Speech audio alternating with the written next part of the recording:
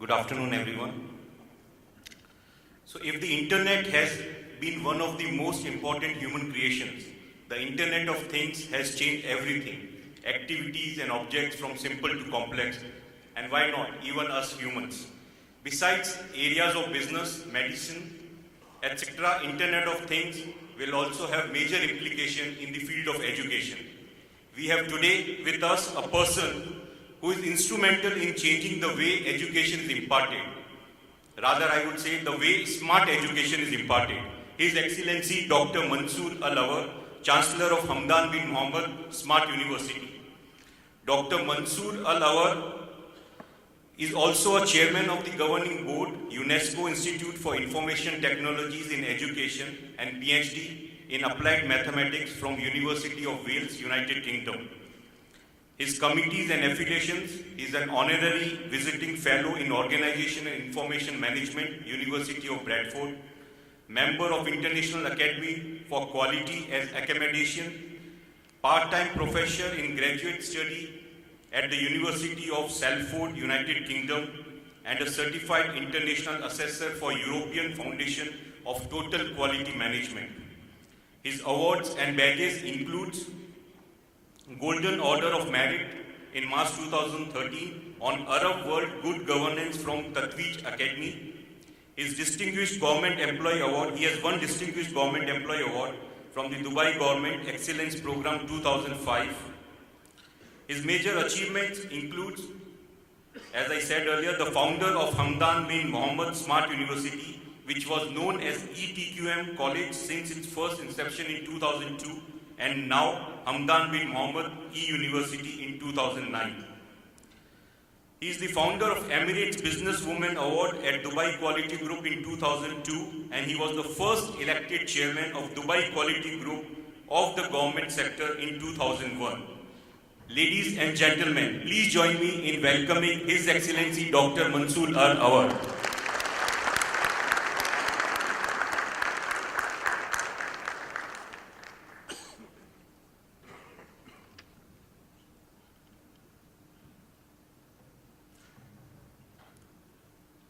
Your Excellencies, ladies and gentlemen, it gives me a great privilege to be invited to your forum, which is entitled with Extraordinary Leadership. My thanks goes to His Excellency Mr. Mahmoud Bangara, Your Excellency the Consul General of India and Dubai, and the honorable members of the board. And also my sincere thanks goes to Mr. Sudhir Kumar for his kind invitation. Ladies and gentlemen, before just I start with my talk, usually when I come to an event like this, I ask the organizers, can you please show me your program? And when I see speakers before me and speakers after me specifically, it reminds me with an occasion that I would like very much to share with you this afternoon that happened to me 13 years ago in 2005. I was invited, ladies and gentlemen, to a workshop in one of the Emirates outside Dubai. And that particular workshop was going to take place at 2 o'clock. Just after lunch. We all know it's kind of a graveyard slot. I arrived and it was a workshop for 1 hour and I have been paid for it. So I had to deliver.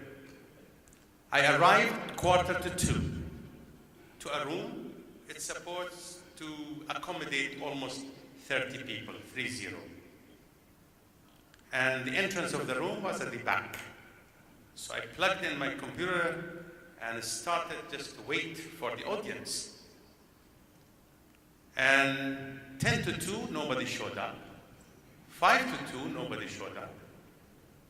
2:01, a guy with a suitcase, briefcase, just came at the back of the room and he sat at the end and I begged him to come forward. And of course, reluctantly, the gentleman moved from his back seat to the front seat. And as he touched the seat, I started to go on with my presentation. And the poor guy did not discover that he's alone in the room until I finished, and I said, "Thank you very much for your patience." And when he was giving me a big round of applause, he just moving around, seeing nobody around him. I said, "Any questions?" He said, "No, everything is clear." So I wrap up everything of mine and just take my laptop and just intended to go out. On my way out, he stopped me, says, "Dr. Mansoor?" I said, "Yes." He said, "Can you wait for me for an hour?" I thought that he might need a ride to Dubai. I said, "Of course, sir, with all of my pleasure, but may I know why?" He said very, very clearly and loudly, "Because I'm the next speaker after you."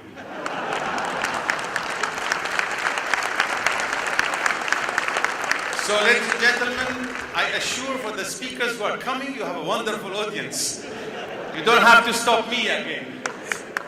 Thank you very much for your patience just to listen to the story. Talking about extraordinary leadership, I been studied in the United States and United Kingdom. I spent quite some time of my life outside the country. I remember those days when the States where I was going a drive-through through a bank, and which we did not have in Dubai before. It was in 80s, in mid-80s. Today, I'm confident, as well as I have a big conviction, as a UE national, that our leaders in this country had transformed the lifestyle of all people living on this piece of land. Our leadership believed and is believing that not just only the UE nationals who are going to contribute to the welfare of this country, but also the people who opt to come and work and put their hands forward to be able to push this country forward. Of course, I'm coming from the education background, so I think, as the honorable speaker was saying about the CFOs, I'm going to talk about a little bit of education, what we have done in Extraordinary. So first of all, I would like just to remind everyone about a quote from His Highness Sheikh Mohammed. He said in his book, My Vision, "I'm convinced that the teaching our children in the way that we did yesterday is in itself perpetuating a new kind of illiteracy that no longer has a place in any society that wishes to join the global race." This particular quote has been published by His Highness in his book by 2005, almost 13 years ago.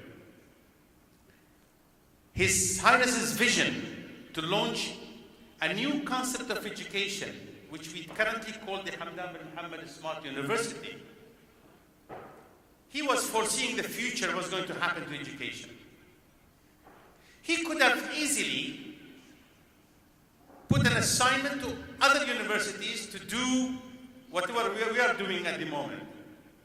But I think from now, the experience that we have gained so far, it wouldn't have been a success at all. Because as you know, even in India, conventional and traditional universities, they have a legacy they would like to protect. They cannot go to some of the new concepts of education. Like Mr. Mahmoud was saying about AI and robots, and people might lose their jobs. So when we started actually changing the mindset, and Dubai actually also put a set of values, in my opinion, enabled the country and enabled me as the Chancellor of Hamdan bin Muhammad Smart University to make that change. We need a change of paradigm. Maybe the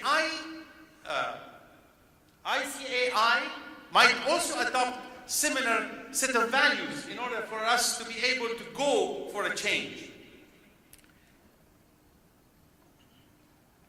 The values that I promote, and I have seen Dubai has adopted it towards change, is similar to what I have similar a sense of those type of values in my organization, which is the university itself. The first one is about customer centricity. To become customer centric. We call it at the university learner centric. How we will become student centric. That by itself as a core value. One is about game change. Are we going to change the rules of the game of education, or not? We'll be able to do that. Are you all ready to make a change of a rule of game, rules of the game for where we do the financial auditing in the future? That's a question that you might ask yourself. Together we grow.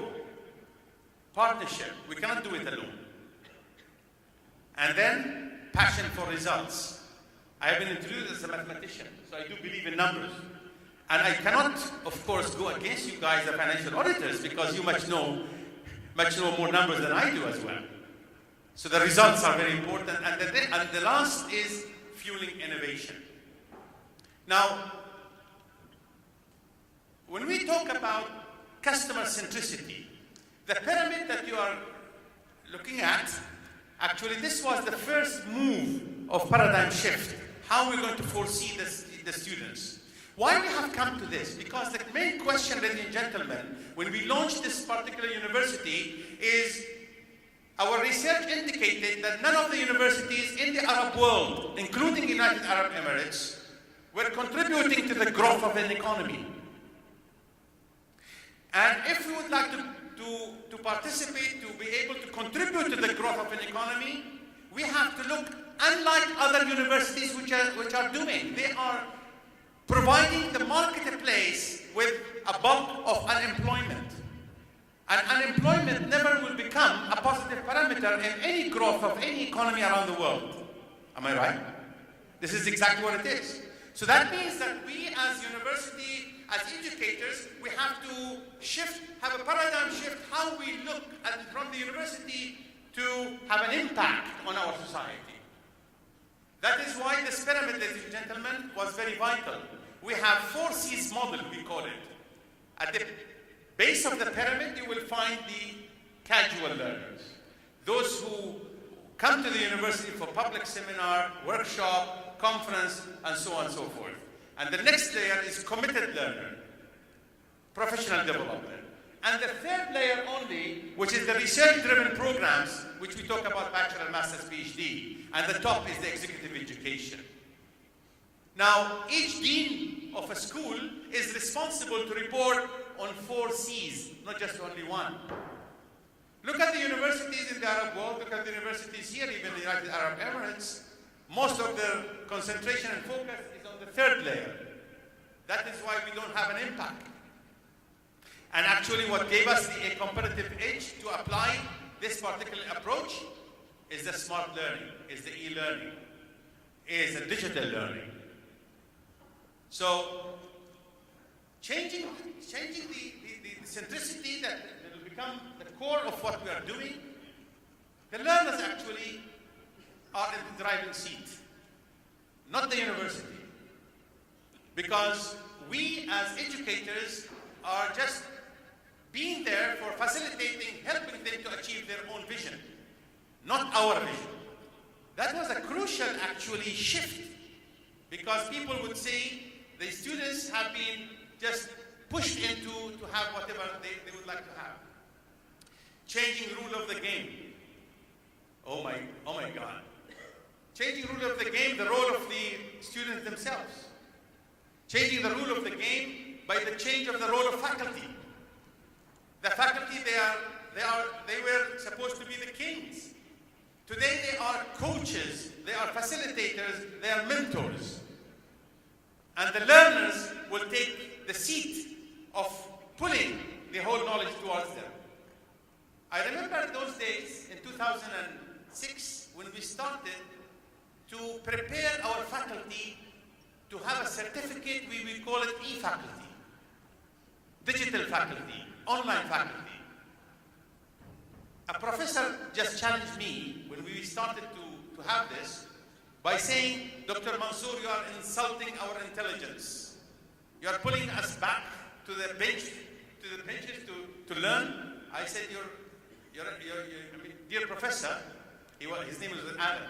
I said, Alan, would you fly if you are in just only a departure lounge and they say, okay, now the passengers are to board the plane, and you know for 100% sure that your captain who's going to fly your airplane has not been to the simulation room for the last 6 months, are going to fly with them? He said, absolutely not. So I said, well, we are trusting you to fly with our kids, the new generation. How can we be sure? Sir, I'm not insulting your intelligence, I'm rather challenging your intelligence.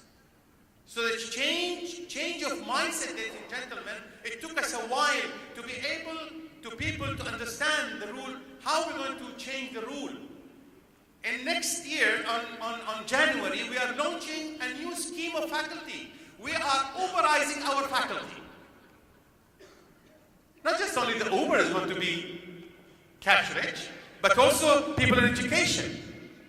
Once you Uberize your faculty, then you have a lot of professors for rent. There are not going to be tenure positions, ladies and gentlemen. So the whole thing, the rule of the game is going to change, as well as the change of the curriculum, change of the learning environment. People are talking nowadays to change the rule of the game of not having a university as a campus. People are talking about unbundling the whole campuses. Because in 2003, I was lecturing in one of the GCC countries in the School of Education about the future. It was in 2003. When I finished my talk, one faculty stood up and says, Dr. Mansoor, please be patient and be tolerant, because I'm going to say something that you might not like. I said, please go ahead. He said, clearly, he said that I thought that there are some people going to come to spoil and to ruin our education system, but I had never in mind that that person will be from a GCC country, from the United Arab Emirates. I said, well, sir, can I ask you a few questions? He said, please go ahead. I said, you are a graduate from the United States. Let me ask you this question now. 1, do you believe that shopping is essential? He said, yes. I said, don't you think that shopping malls not anymore? He said, well, I said, how much today you are buying online rather than to just go to shop as usual you did? I said, don't you think that banking is essential? He said, yes. Don't you think that banks as a brick and mortar not anymore? Even you forgot. You forget even just what the signature that you have signed when you open your account. Consequently, ladies and gentlemen, schooling is essential. The schools are not. Learning is essential. Universities are not. Are we ready? Are we ready to change, to accept that change of rule of the game? Well, together we grow the third value. Ladies and gentlemen, today there are no individual brands that are going to survive. In the next decade, only strong alliance they're going to be surviving. And that is why we have launched a very innovative approach of, we call it Cloud Campus. It's a social platform for people. And through this Cloud Campus, you can learn a lot of soft skills, both in Arabic and English language, and also some school content for STEM, for math and science, and chemistry, physics, and biology, plus mathematics, for the high school, K-12. people to be able to engage even the languages. So, and we have written a request to 12 coffee shops in the United Arab Emirates. The least that we had an expectation that they might respond was Starbucks. But unfortunately, from our assumption, the Starbucks was the first one and the only one who applied to join us into this partnership. Now, in 27 branches of Starbucks today, from Abu Dhabi to Fujairah, you can find, if you go to a participating coffee shop, you will get a scratch card and you might enter on Cloud Campus and do some modules, a micro-learning module, around 35 minutes, have your coffee, finish up your module, you will be texted, go to the counter and get your cappuccino free. We are saying how people will be having access to knowledge. If we're talking about the smartest, ladies and gentlemen, whatever governments, read my lips, like the senior George Bush said for the third time. If a government claims that we are smart, 3 major parameters has to be there at the same time, simultaneously. Accessibility. You have to have an access. Flexibility and affordability. Affordability is must. I am a graduate of Western countries. In the Western countries, ladies and gentlemen, they were always saying, if you think that education is expensive, try ignorance. We have changed the paradigm under which we would say to the world, ignorance, ladies and gentlemen, is expensive. Education should not be so. Changing the rule of the game again with partnership, with the Starbucks, with Philips. Just last Sunday, we launched the first campus worldwide. This is not, I'm saying the first one. Philips is saying this is the first one. About the Philips lighting, we have a smart, completely smart building that once you touch the building will talk to you using the AI. You don't need a receptionist anymore. I'm sorry about all the receptionists that might be here.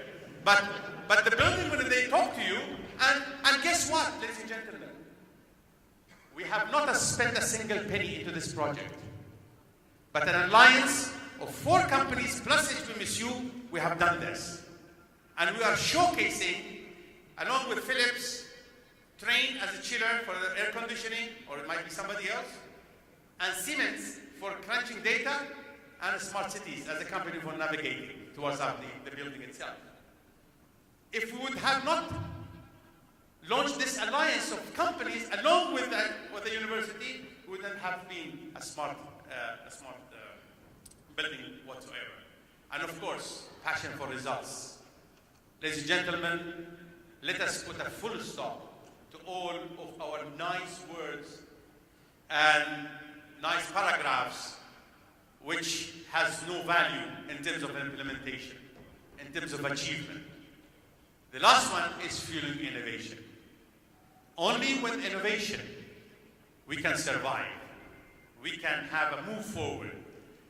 In our university, there is a motto that we put for every staff when they enter the university, for every single faculty: either innovate or evaporate. That's something very, very important, ladies and gentlemen. Closing words of mine. I would say, ladies and gentlemen, as a conclusion, yesterday, a smart learning, it was a historical fiction.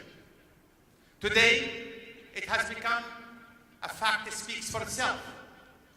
Some people take it by choice, and others take it as they have no choice. Tomorrow, ladies and gentlemen, people will take it as the best choice. Thank you very much.